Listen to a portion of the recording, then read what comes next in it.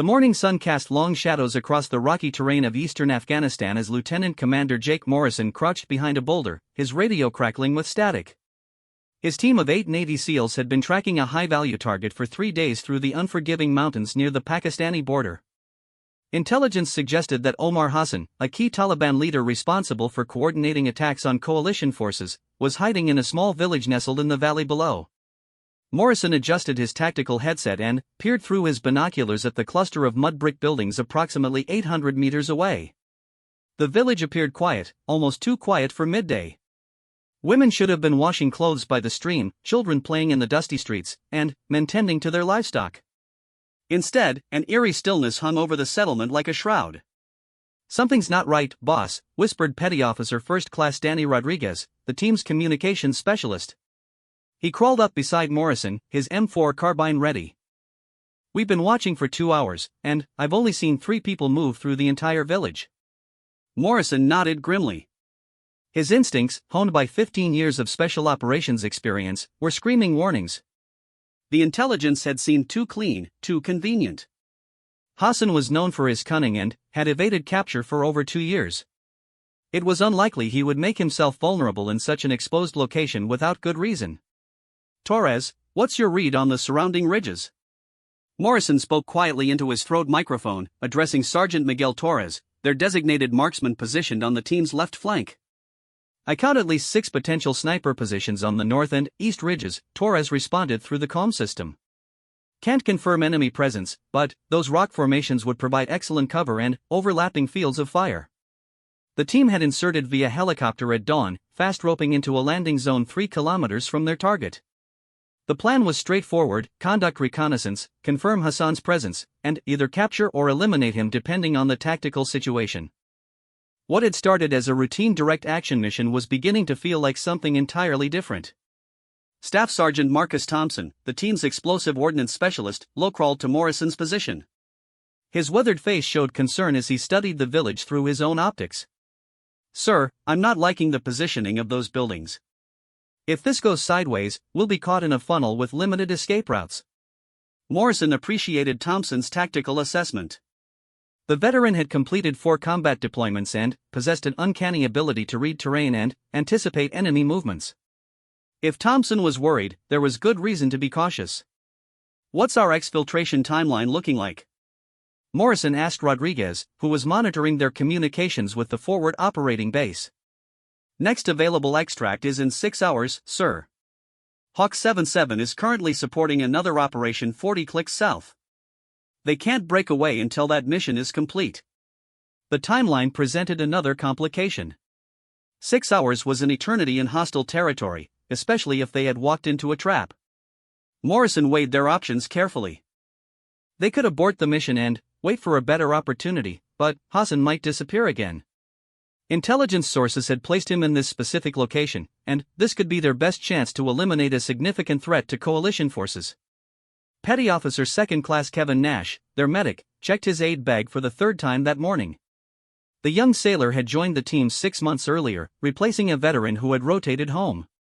Despite his relative inexperience, Nash had proven himself capable and level-headed under pressure during previous operations. "Nash, you stay with Rodriguez and maintain our communications link," Morrison instructed. "If we need to call for immediate extraction or close air support, I want that radio functional." "Roger that, sir," Nash replied, his voice steady despite the tension that was building within the team. Morrison turned his attention back to the village, studying the layout more carefully. The buildings were arranged in a rough semicircle around a central courtyard, with several narrow alleyways providing access between structures. A small mosque sat at the village's center, its minaret rising above the surrounding buildings like a watchtower. Suddenly, Rodriguez grabbed Morrison's arm. "Sir, movement in the mosque tower."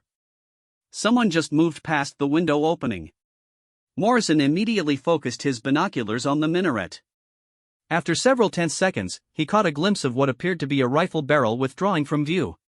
His blood ran cold as the tactical situation became clear. "Contact base, Rodriguez. Tell them we have possible hostile activity in our target area. Request immediate close air support and priority extraction." Rodriguez began transmitting their situation report while Morrison gathered his team leaders. The village below was almost certainly an ambush site, carefully prepared to eliminate his entire team. Hassan might not even be present. The intelligence could have been deliberately leaked to draw them into a kill zone. Thompson, Torres, we're going to need your expertise to get out of this mess, Morrison said quietly. I think we've walked into a hornet's nest, and we need to identify all possible threats before we make any moves. Torres adjusted his scope and began systematically scanning the surrounding terrain. His trained eye picked out several suspicious positions where enemy fighters could be concealed. Boss, I'm seeing at least 4 prepared fighting positions on the ridges. This whole valley is set up to channel us into that village.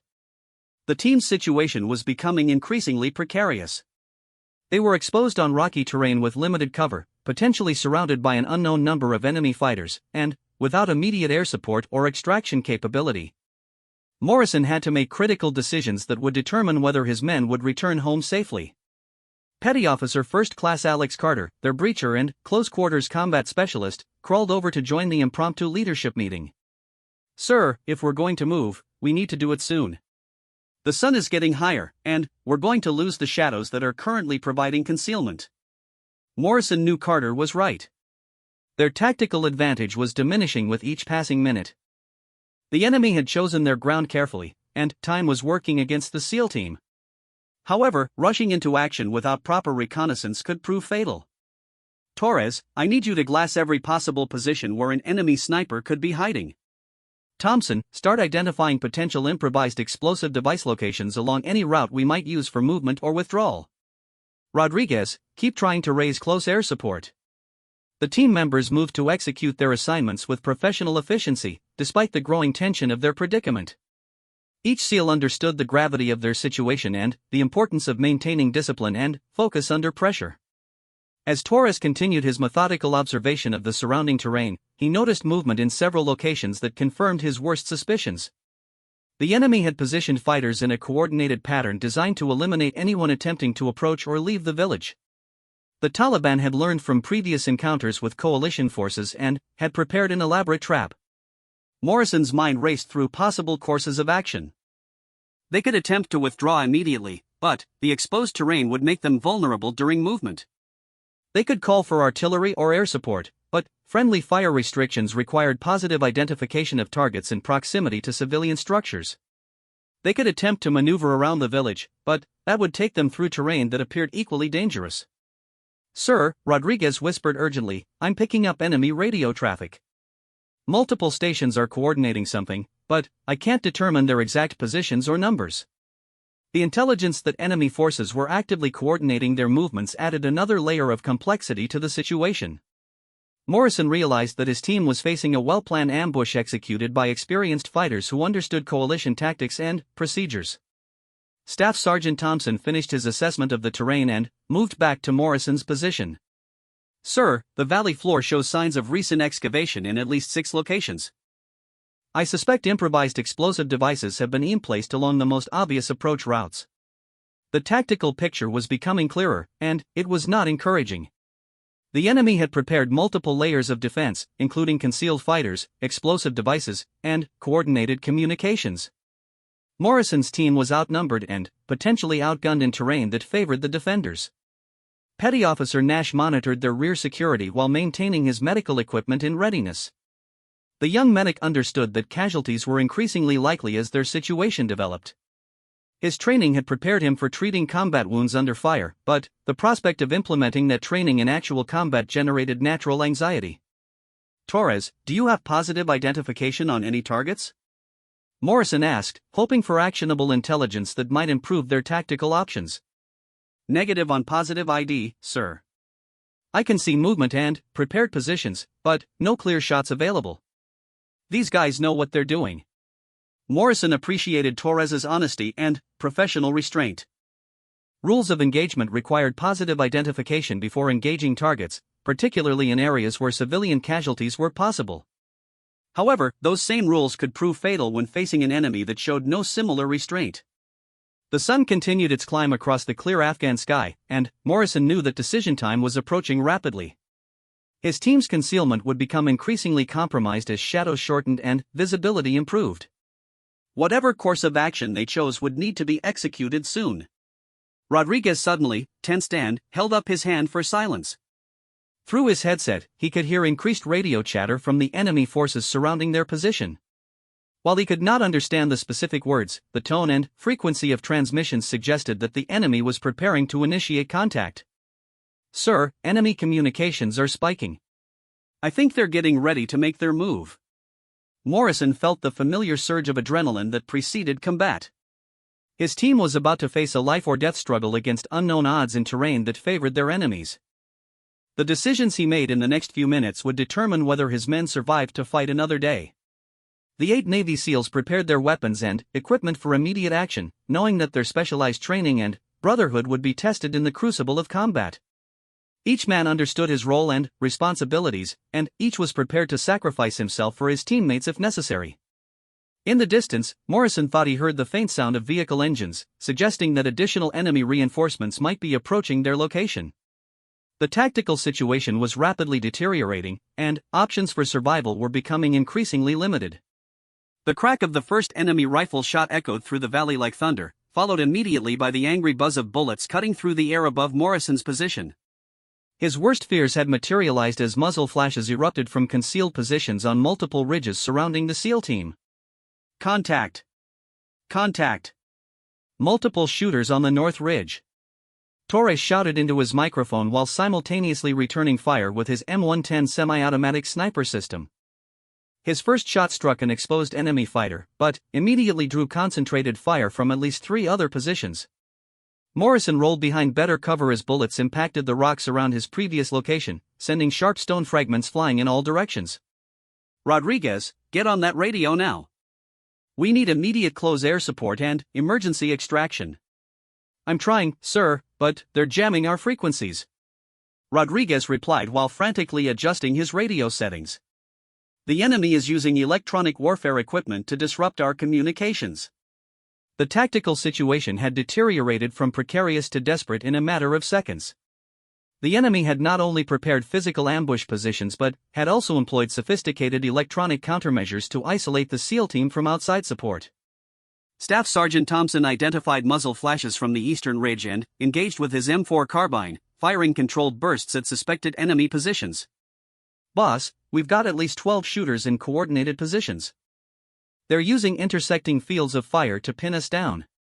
Carter crawled rapidly between boulder positions, trying to establish a more defensible perimeter for the team. As he moved, an enemy sniper's bullet struck the rock inches from his head, covering him with stone dust. "These guys have us bracketed. Someone's been watching us for a while." Nash kept low while moving toward Thompson, who had taken a grazing wound to his left shoulder during the initial enemy volley. Blood seeped through Thompson's uniform, but the injury did not appear to be immediately life-threatening. "I'm good, Doc," Thompson insisted as Nash examined the wound. "It's just a scratch. Keep your focus on staying alive." Morrison assessed their tactical situation with growing concern. The enemy had achieved complete surprise, held commanding terrain, possessed superior numbers, and had cut off their communications with friendly forces. Standard military doctrine would classify their position as untenable. Torres continued engaging targets of opportunity while providing critical intelligence about enemy positions. "Sir, I count at least 15 muzzle flashes, possibly more. They're using Soviet-era tactics with overlapping fire zones and coordinated movement." "Can you identify any priority targets?" Morrison asked while changing magazines in his own weapon. "Negative, sir. They're staying concealed and using disciplined fire control. Whoever's running this ambush knows what he's doing." Rodriguez had managed to establish intermittent radio contact despite the electronic jamming, but the signal was weak and frequently interrupted. "Base, this is Reaper 6. We are in contact with multiple enemy forces.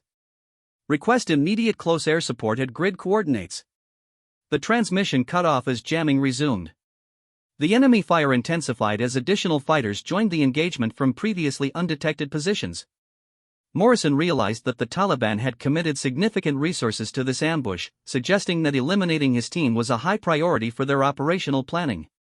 Carter identified what appeared to be an enemy command position in the village mosque and engaged with his M203 grenade launcher. The 40mm high explosive round detonated against the minaret, causing several enemy fighters to temporarily cease fire. Good shot, Carter. You may have disrupted their coordination, Morrison called out. However, the tactical advantage was temporary. Within minutes, enemy fire resumed with renewed intensity, indicating that the command structure remained intact despite Carter's successful strike. Nash crawled between team members, checking for injuries and redistributing ammunition from wounded personnel to those still actively engaged. His medical training had not prepared him for the psychological challenge of treating teammates while under sustained enemy fire. Thompson, despite his shoulder wound, had identified what appeared to be an enemy weapons cache concealed among the village buildings. "Sir, I think I can see where they're storing additional ammunition and, possibly heavy weapons." "Can you put ordnance on that target?" Morrison asked.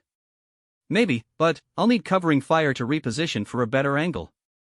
Torres and Carter immediately increased their rate of fire to suppress enemy positions while Thompson moved to a more advantageous location. The coordination demonstrated the team's professional competence despite their desperate circumstances. Morrison's tactical experience told him that their current position was ultimately indefensible. The enemy held too many advantages, and, without external support, his team would eventually be overwhelmed through attrition. They needed to break contact and establish a more defensible position. "Rodriguez, any word on air support?" he asked urgently. "Intermittent contact, sir. Hawk 77 is inbound but still 20 minutes out. Apache gunships are being scrambled from Bagram, but they're 45 minutes minimum." 45 minutes was an eternity under current circumstances. Morrison knew his team could not sustain their current level of engagement for that duration without suffering severe casualties or completely exhausting their ammunition supply. The enemy had begun using coordinated fire and movement tactics, with some fighters providing covering fire while others maneuvered to more advantageous positions. Morrison recognized the professionalism of their opponents and understood that his team was facing experienced fighters rather than untrained militia. Torres had been methodically engaging enemy positions with his sniper rifle, but the enemy's disciplined use of cover and concealment made target acquisition extremely difficult. "Sir, these guys are staying hidden between shots. I'm only getting fleeting glimpses, not enough for reliable hits." Carter attempted to use his M203 grenade launcher to suppress enemy positions, but the rocky terrain limited the effectiveness of high-explosive rounds. "Boss, we need more firepower than we're carrying. They've got us outgunned." Nash finished treating Thompson's shoulder wound and moved to establish better casualty collection point. His medical supplies were adequate for treating several additional injuries, but he was concerned about the team's ability to evacuate wounded personnel under fire. Morrison made a critical tactical decision. "We need to break contact and move to better defensive terrain. Torres, can you identify a covered route toward that ridgeline to our south?" Torres studied the terrain through his rifle scope, looking for natural features that might provide concealment during movement. "Sir, there's a stream bed about 200 meters south that might offer some protection, but will be exposed during the movement." "Thompson, how much demolition material do you have available?" 2 blocks of C4 and several hand grenades, sir." Morrison was formulating a plan that would require precise timing and considerable risk. "I want to create a diversion while we move. Thompson, can you target their ammunition cache?" "Affirmative, sir, but I'll need someone to cover my movement to get within effective range." The plan was dangerous but represented their best chance for survival. Morrison would coordinate suppressive fire from the entire team while Thompson attempted to destroy the enemy ammunition storage, hopefully disrupting their coordination long enough for the SEALs to reach better defensive positions. Rodriguez finally established stable radio contact with their forward operating base. "Reaper 6, this is Falcon Base. We have close air support inbound your location. Hawk 77 is 15 minutes out with Hellfire missiles and 30mm cannon. Falcon Base, we are heavily engaged with estimated 20+ enemy fighters in prepared positions. We need immediate fires on enemy concentrations surrounding grid coordinates." The promise of air support improved morale, but Morrison knew that 15 minutes remained an eternity under their current circumstances. His team needed to survive long enough for the Apache helicopters to arrive and engage the enemy positions. Torres had identified several high-priority enemy positions that would need to be suppressed during their movement. "Sir, I can provide overwatch for the team movement, but I'll need to stay behind initially to cover your withdrawal." Morrison appreciated Torres's willingness to sacrifice himself for the team, but he was not prepared to abandon any of his men. "Negative, Torres. we all move together or we don't move at all. Carter had been observing enemy movement patterns and identified a brief window of opportunity. Boss, they seem to be repositioning some fighters. If we move in the next few minutes, we might catch them during their own movement. The tactical window was narrow and closing rapidly. Morrison knew that hesitation could prove fatal, but premature action could be equally devastating. His decision would determine whether his team survived to fight another day. Nash checked his medical supplies one final time and prepared for potential casualties during the movement. His training had emphasized the importance of maintaining medical readiness during tactical operations, but the reality of implementing that training under enemy fire was far more challenging than any simulation. Morrison gathered his team leaders for final coordination. We move in 60 seconds. Torres provides overwatch, Thompson targets the ammunition cache, and everyone else moves by bounds toward the streambed. Questions? Sir, what if Thompson doesn't make it to his target? Carter asked. Then, we adapt and overcome. We're Navy SEALs, and we don't leave anyone behind. The team prepared for what might be their final coordinated action as a unit. Each man understood the risks involved and accepted them without hesitation. Their brotherhood and professional competence would be tested in the next few critical minutes. Rodriguez maintained radio contact with the incoming air support while preparing to move. Hawk 7-7, this is Reaper 6. We are preparing to move to new positions. Be advised, friendly forces will be moving in a south direction from current location. The Apache pilot acknowledged their transmission and provided updated time to target. Reaper 6, Hawk 7-7 is 12 minutes out. Maintain current position if possible to avoid friendly fire incidents. Morrison knew that maintaining their current position was not possible, but he understood the pilot's concern about engaging targets in proximity to friendly forces. Close air support required precise coordination to avoid catastrophic mistakes. The sound of enemy voices echoing across the valley suggested that additional fighters were arriving to join the engagement. Morrison realized that time was running out for his team to execute their breakout attempt successfully. Morrison raised his hand and counted down from 5, his team members tensing for the coordinated movement that would either save their lives or seal their fate. The sound of incoming enemy reinforcements grew louder, suggesting that their window of opportunity was rapidly closing. Execute! Execute! Execute! Morrison shouted as Thompson broke from cover, sprinting toward the village with his explosive charges while Torres and Carter laid down suppressive fire against known enemy positions. The response was immediate and devastating. Enemy fighters emerged from concealed positions throughout the valley, pouring concentrated automatic weapons fire toward the exposed SEAL team. The crack of AK-47 rifles echoed off the rocky walls as muzzle flashes erupted from a dozen different locations. Thompson reached the edge of the village and took cover behind a crumbling stone wall, breathing heavily from his sprint across open ground. Blood from his shoulder wound had soaked through his uniform, but his determination remained unshaken. He could see the enemy ammunition cache approximately 50 meters ahead, but the approach was covered by at least 2 machine gun positions. I need more covering fire, Thompson called into his radio. They've got the route to the target locked down tight. Torres adjusted his position to get a better angle on the enemy machine gunners.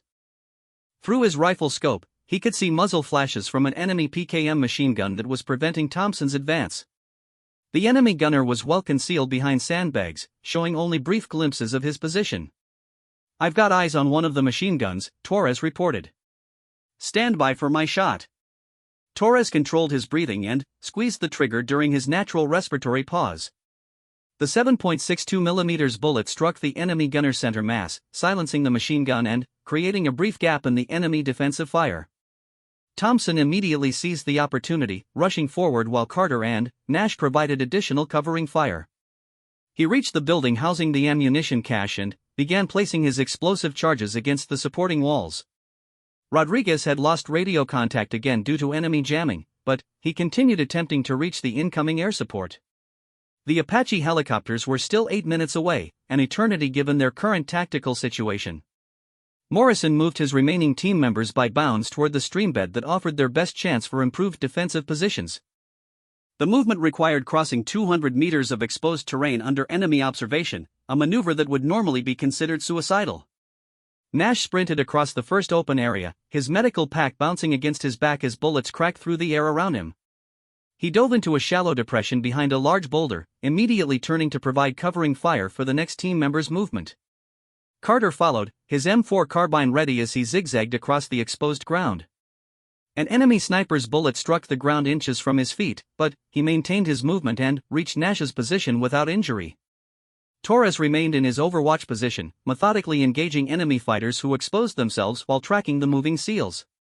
His disciplined fire kept several enemy positions suppressed, allowing his teammates to maintain their movement toward safety. Thompson finished placing his explosive charges and began his withdrawal from the village. The timer was set for 30 seconds, enough time for him to reach minimum safe distance if everything went according to plan. Charges set. 30 seconds. Thompson reported while sprinting back toward his team's position. Morrison and Rodriguez moved together during Thompson's withdrawal, providing mutual support as they crossed the most dangerous section of open terrain. Enemy fire intensified as the fighters realized that the SEALs were attempting to break contact. An enemy rocket-propelled grenade streaked across the valley, detonating against the rocks near Torres's position. The explosion showered him with stone fragments, but he maintained his position and continued providing covering fire for his teammates.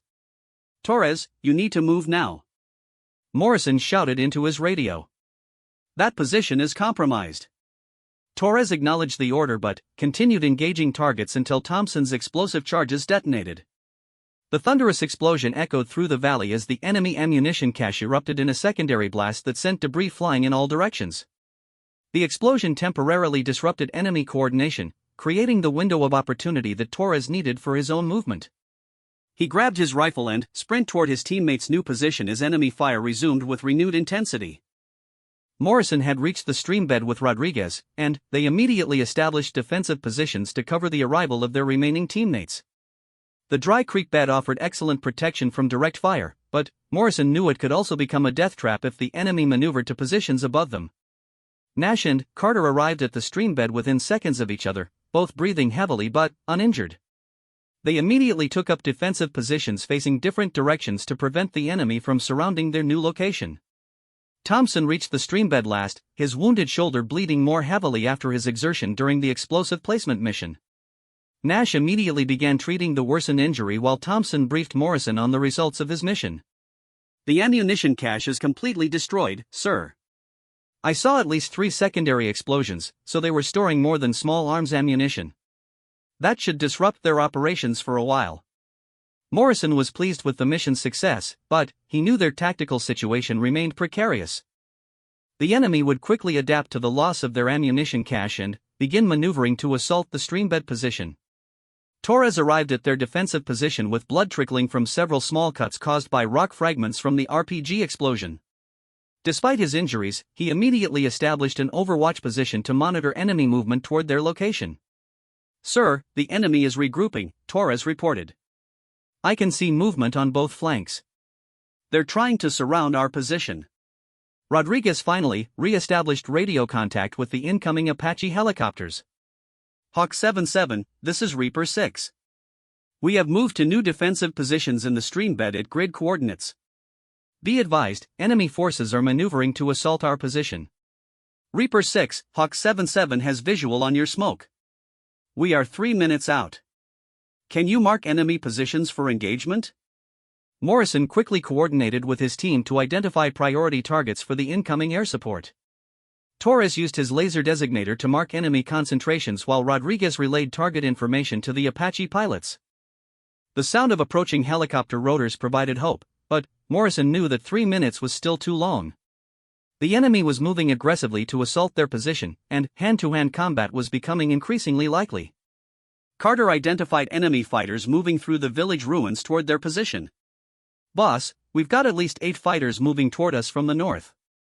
They'll be in assault range within 2 minutes. Morrison made rapid calculations about ammunition expenditure and defensive capabilities. His team had expended significant amounts of ammunition during their withdrawal, and sustained defense against a determined assault would quickly exhaust their remaining supplies.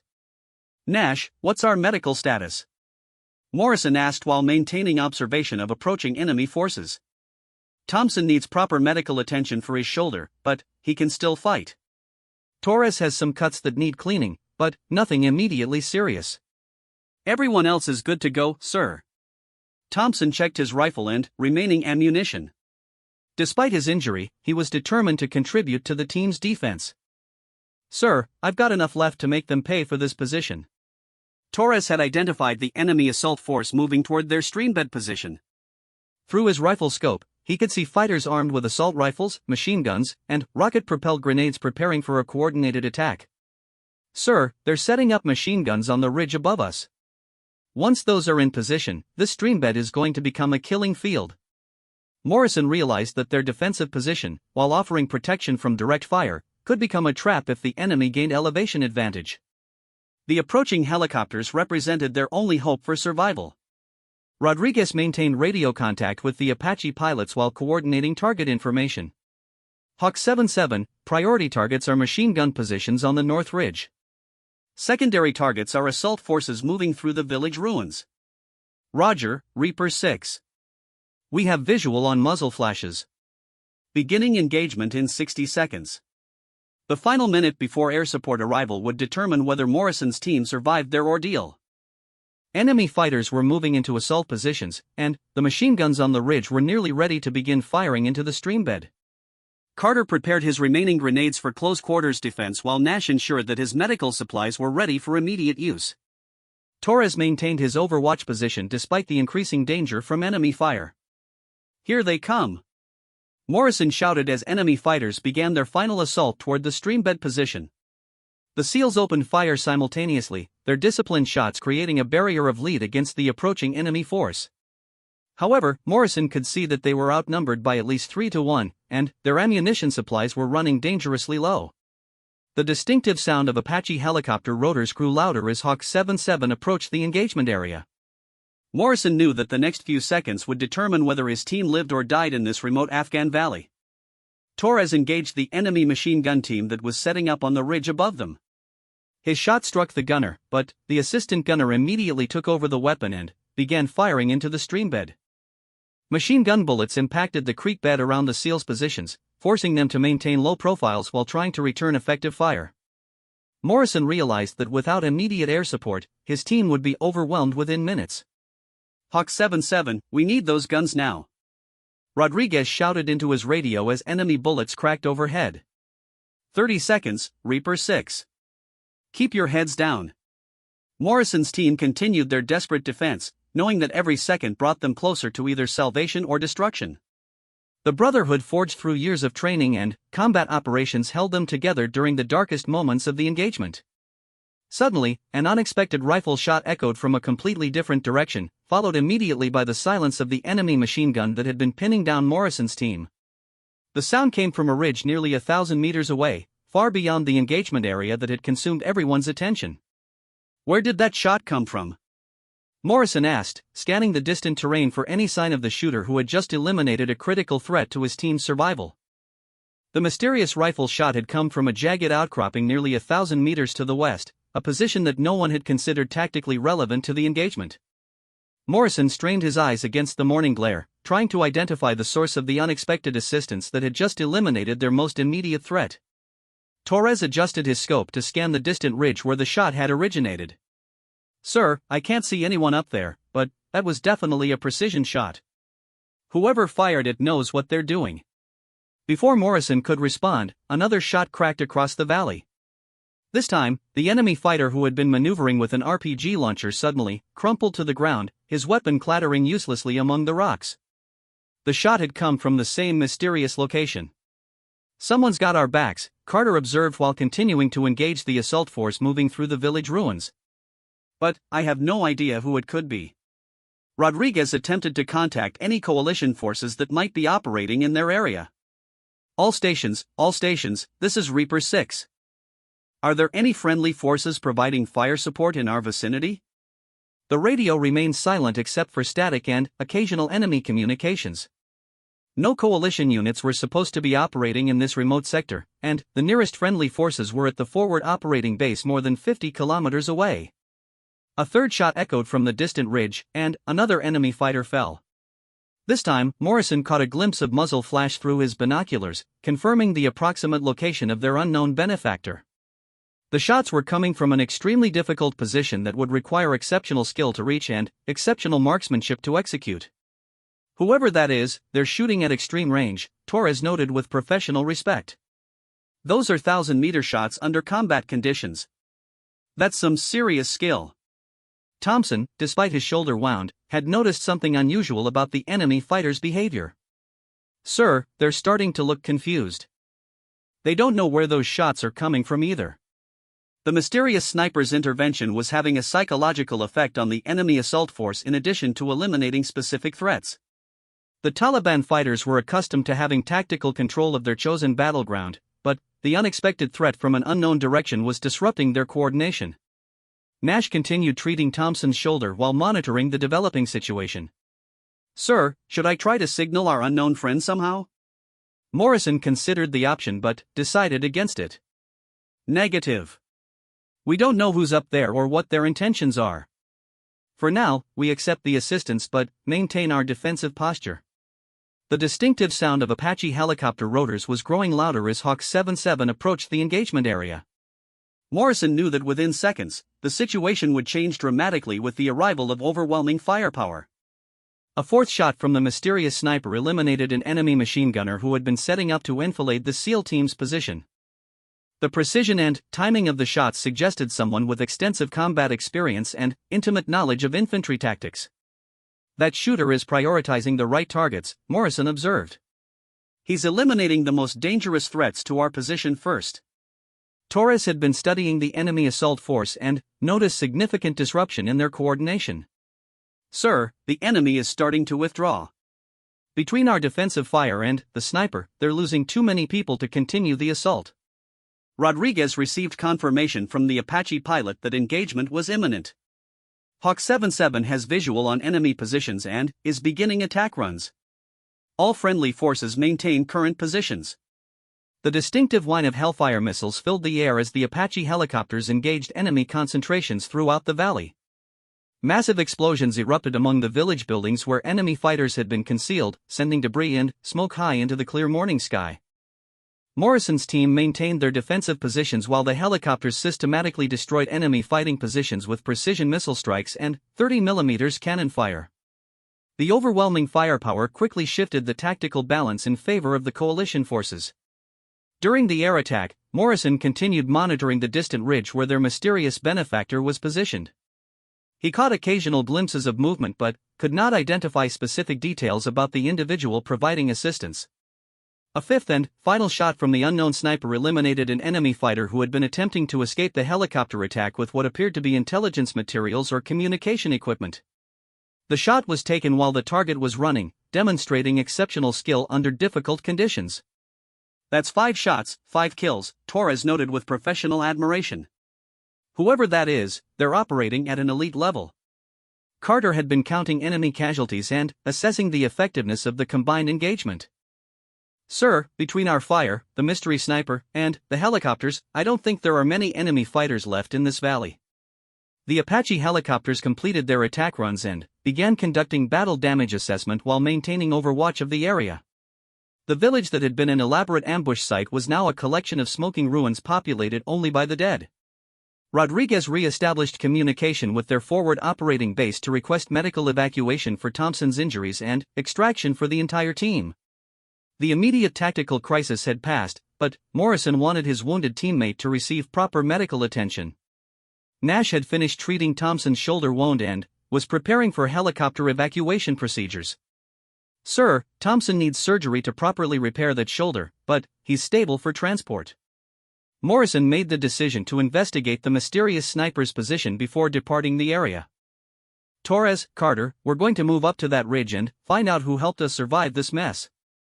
The 3-kilometer movement to the distant ridge required careful navigation through rocky terrain, but the Apache helicopters provided continuous overwatch to ensure that no remaining enemy forces could threaten the SEAL team. As they approached the sniper's position, Morrison was surprised to discover evidence of a sophisticated hide site that had been occupied for several days.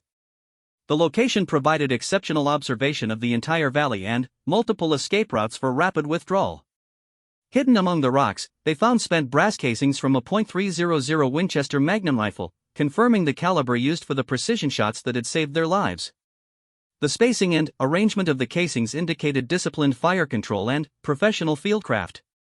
Torres examined the ballistic evidence while Carter searched for additional clues about their mysterious benefactor. "Sir, these shots were taken at ranges between 900 and 1100 meters. The wind conditions and elevation changes would have made these extremely difficult shots."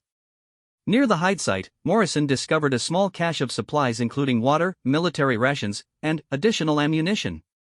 The equipment was high quality but bore no identifying marks that would indicate its origin or ownership. Carter found boot prints in the soft earth near the position, but the tread pattern was not distinctive enough to identify specific manufacturer or user.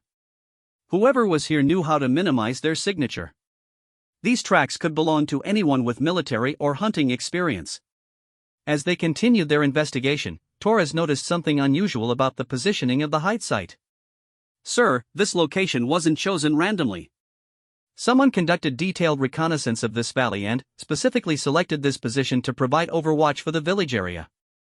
Morrison realized that their mysterious benefactor had been observing the valley for an extended period, possibly tracking the same Taliban activities that had brought the SEAL team into the area.